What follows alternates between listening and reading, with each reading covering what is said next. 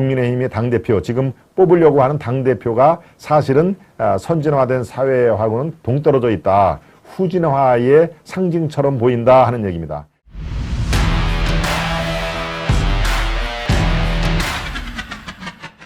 한국식 당대표의 시대착오적 성격, 상당히 도발적인 그 내용이죠.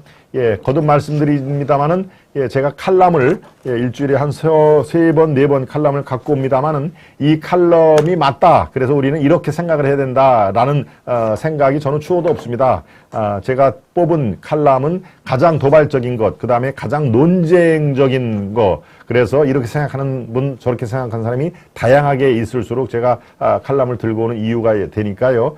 이 내용에 대해서 그거 아니다. 그건 잘못 생각했다. 너무 편협하게 생각했다. 나는 이렇게 생각한다. 라는 의견을 여러분들이 충분히 해 주시면 되겠습니다. 종합적으로 생각할 필요가 있다는 얘기입니다.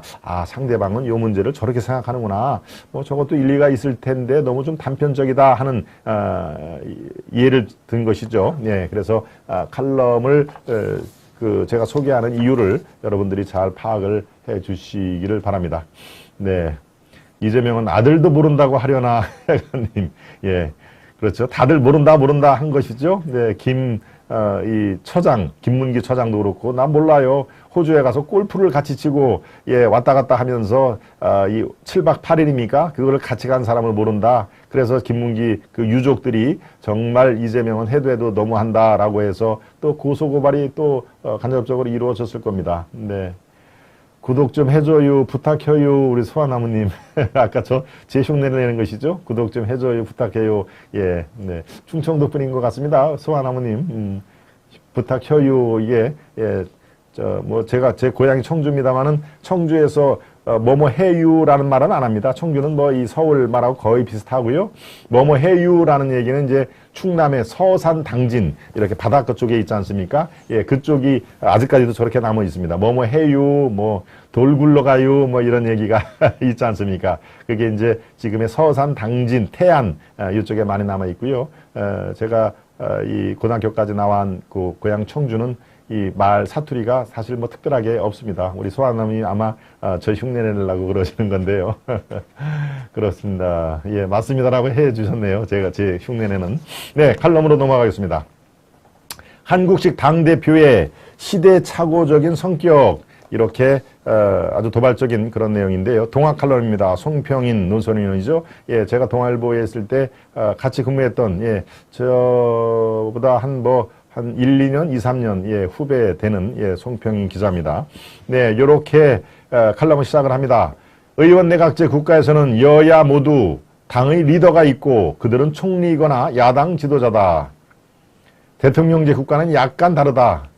미국에는 중앙당이 없고 당대표가 없다. 당의 리더는 여당의 경우 대통령이고 야당은 의회 원내대표다. 프랑스에는 중앙당이 있고 당대표가 있다. 그러나 야당 대표는 대통령이다. 여당 대표 대통령이다. 야당 대표는 대개 의회의 원내대표를 겸한다. 우리나라는 프랑스처럼 중앙당이 있고 당대표가 있지만 여당 대표는 대통령이 아니고 야당 대표는 국회 원내대표를 겸하지 않는다. 당대표가 여당의 경우 대통령으로 국정을 이끌거나 야당의 경우 원내에서 국정에 대한 대안을 제시하는 역할을 하지 않으면서 공천에만 몰두한 나라는 의정 체계가 비교적 잘 알려진 나라 중에는 우리나라밖에 없다고 과언이 아니다.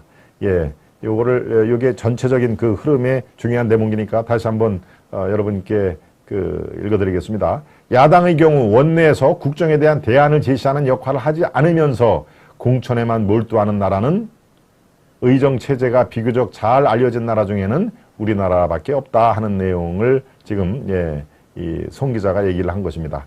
여당에서 당대표는 대통령과 원내대표 사이에 낀 과잉의 존재다.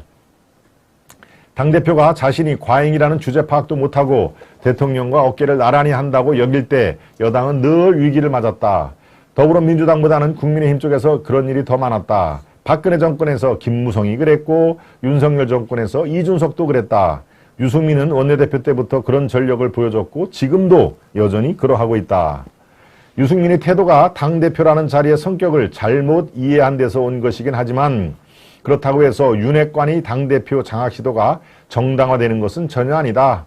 당대표는 본래 원외에서 중앙당을 대표하는 자리다. 원외의 당이 의미를 갖는 것은 당이 진성당원을 중심으로 구성되고 그들이 내는 당비에 의해 당이 운영될 때다. 국민의힘 책임당원은 가짜 진성당원이다. 이들이 내는 당비는 고작 월 1,000원. 지난번에 제가 말씀드렸죠. 한 달에 1,000원이 당비입니다. 1,000원이다. 당비는 다 모아도 정당 운영비의 1%밖에 기여하지 못한다. 정당 운영비의 90% 이상을 차지하는 건 국가 보조금이다. 여야를 막론하고 국민 세금으로 운영되는 정당에서 가짜 진성당원 중심으로 대표를 뽑고 그 대표가 공천을 좌우하는 방식이 민주주의를 밑바닥에서부터 위협하고 있다. 국민의힘은 당대표 선거를 앞두고 선거룰을 개정해 이번 선거부터 적용하기로 했다. 그 자체가 반칙인데다 개정된 룰은 일반 유권자의 의사를 30% 반영해온 데서 당원들의 의사를 100% 반영한 쪽으로 퇴행했다. 반칙과 퇴행을 해서라도 당대표 자리를 장악해달라는 의도였다. 대통령실이 출산율 제고를 위한 의견 표명일 뿐인 것을 트집 잡아버린 나경원에 대한 공격은 느닷없었다. 대통령의 참모들과 윤핵관은 대강 친윤 정도로는 성에 차지 않는 모양이다. 확실한 자기들의 사람을 꽂아 위로부터의 일사불란한 공천권을 행사하겠다는 것이다. 한국 정치의 개혁은 누구를 당대표로 뽑느냐에 달려있지 않고 당대표라는 자리를 없애려는 데 달려있다. 당대표는 지역구를 좌우하는 중앙당, 플랫폼 정당을 거부하는 폐쇄적인 당원, 위로부터의 공천 같은 시대착오적 개념이 덕지덕지 붙어있는 자리다. 물론 현실적으로 당장 당대표를 없애기는 어렵다. 그렇다면 국민의힘 전진은 이런 시대착오적 개념을 떨쳐낼 당대표를 뽑을 수 있느냐에 달려있는 것이다. 민주당은 당대표라는 자리에 붙어있는 시대착오적 개념에 또 하나의 시대착오적 개념을 더했다.